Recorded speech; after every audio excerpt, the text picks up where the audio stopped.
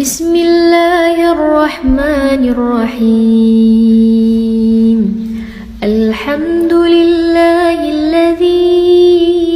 أنزل على عبده الكتاب ولم يجعل له عوجا قيما لينذر بأسا شديدا من لدنه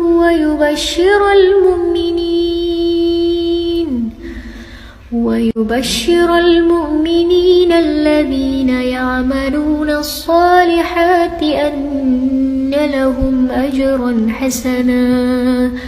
ماكثين فيه أبدا وينذر الذين قالوا اتخذ الله ولدا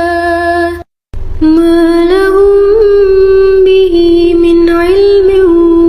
ولا لآبائهم كبرت كلمة تخرج من أفواههم إن يقولون إلا كذبا فلعلك باخع نفسك على آثارهم إن لم يؤمنوا بهذا الحديث أسفا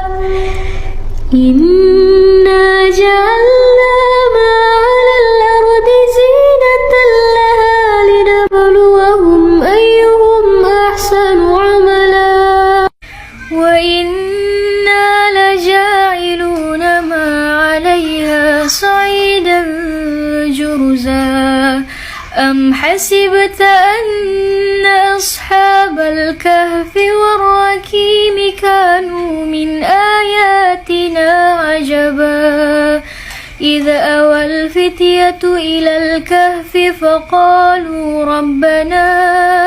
آتنا من لدنك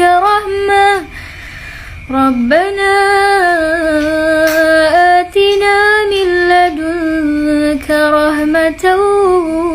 وهيئ لنا من أمرنا رشدا.